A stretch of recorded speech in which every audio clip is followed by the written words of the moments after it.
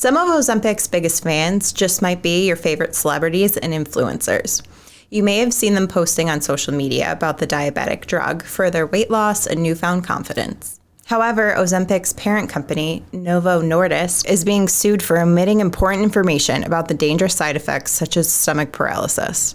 Our question is, are the ones that we look up to liable for promoting something that could be dangerous to you? We have our favorite attorney, Robert King, to answer our questions. If you have the same gut feeling about Ozempic that we do, I need you to hit that subscribe button. So, we're talking about Ozempic and the influence that maybe celebrities and influencers have and their use of Ozempic. Obviously, we're influenced by pop culture. That is not new. But these drug companies are finding ways to promote through celebrities and influencers.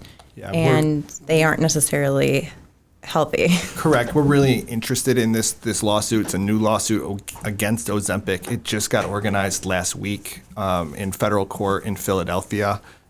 We're taking cases because of exactly that, the aggressive marketing tactics used, really a promise everything weight loss drug, but that's not what it's approved for. Mm-hmm. So yeah, right. We're really interested in that. And I think the angle of how they marketed with the influencers is a huge deal. Mm-hmm. Before we talk about who is promoting Ozempic, let's talk about real quick, what is Ozempic and how is it hurting people? Ozempic is a diabetes drug and it is really being marketed as a weight loss drug. It's off-label use. It's not what it was approved for or tested for, and it's really hurting people because it's shutting down their stomach and intestines.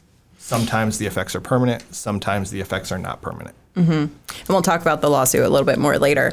But what I really want to talk about is some of these celebrities and influencers who have followers. Are they liable? Are they responsible for having someone start this Ozempic journey and then being seriously hurt? Well, I think Ozempic has been so profitable because of all of their marketing campaigns, and we thought that this was the promised drug. That's what people thought. It was what everybody had always hoped for, and there were all these celebrities that were using it, and it was kind of secretly leaked out. Well, that was the plan, right? Right. You can do what the celebrities do. Mm-hmm. And so then the question becomes, are they doing something wrong? And I think the answer don't answer. Oh. Don't answer. Because I want to show you these examples first before you give us your answer on whether they should be liable or not. All right. Dolores Catania, one of my favorites, Real Housewife of New Jersey. Okay? She is known to do whatever she wants to do to feel confident in her body, which, like, go for it. I give you credit for that. But she made a quote on Andy Cohen, Watch What Happens Live, basically saying, I wasn't going to come to the reunion looking bigger than anyone else, basically confirming that she's using the drug for weight loss. She also has 1 million followers on Instagram. Wouldn't you see anything she does potentially being seen as promotion? The question that I have is, who's getting paid by Ozempic? Mm-hmm. I think the list, it's like the next book of who's getting paid by Ozempic, and who's the ones that are. Well, and was she aware of the risk or not? Because then I think there was a statement made later that basically said that she claimed to have health issues related to like what the intended use was for the weight loss drug. I guess that's one way. But she's not the only celebrity. Oprah, who is a multi-billion-dollar empire. I mean, she's the face of many companies, TV like productions. The list goes on, but she's also the spokesperson for Weight Watchers. Conflicting, right? So she does go on. She has a book club. I mean, yeah. So she couldn't tell a lie. She couldn't tell a lie, right? You want to tell me that no one is influenced by her? She's her own network. Exactly. So, and she did say that she uses the drug as a tool to manage and not yo-yo with her weight.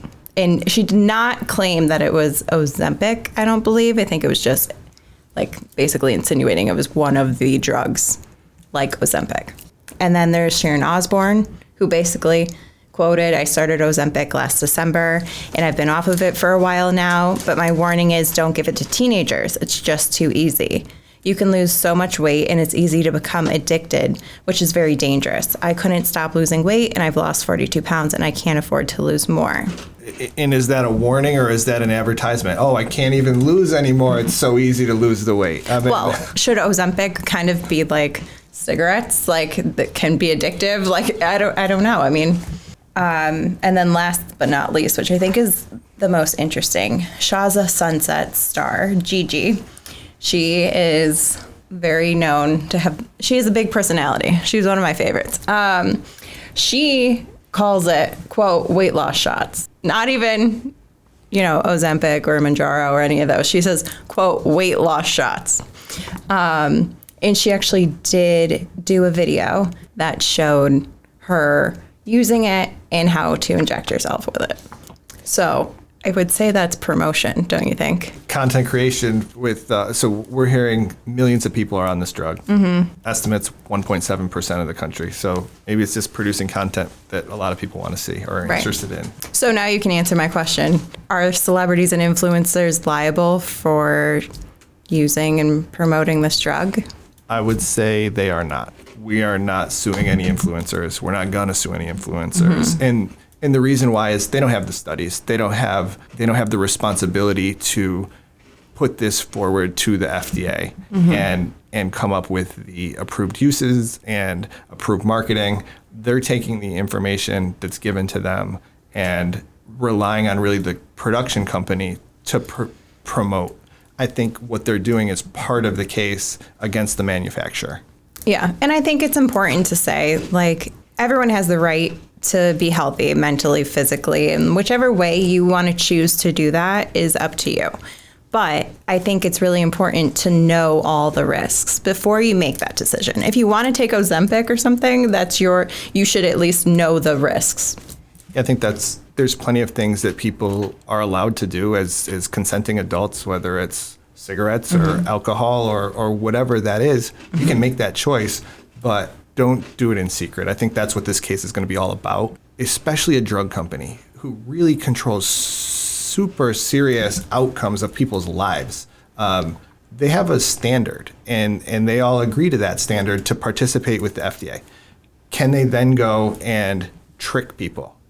Can they be so aggressive and use the types of marketing that's going to hurt people? And I think the answer to that question is going to be no.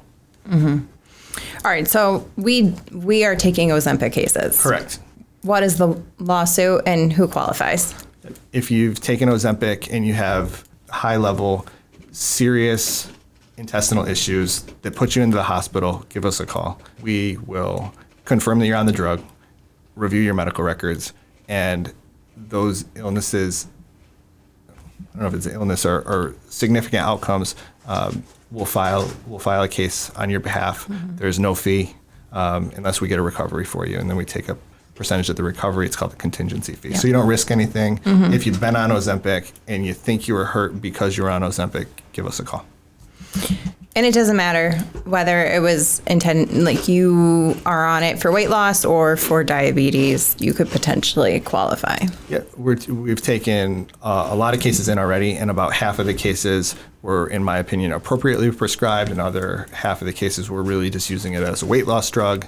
I think there's an interesting wrinkle. You have these telemedicine things where you can make a 10-minute appointment and get prescribed pretty much Ozempic. anything. Yeah, anything, whatever you want. And that'll be a little wrinkle of the case, but yes, it doesn't matter why you're on Ozempic. If you had a bad outcome, we'd like to talk to you. Awesome. Where can they find us? You found us here. Found us here and robertkinglawfirm.com, Ozempic lawsuit. That concludes this episode of the King Law Podcast. If you've enjoyed this episode, make sure to subscribe and check out our socials at King Law Attorneys. And if you've happened to have been injured or charged with a crime, now you know who to call. King Law. Take charge.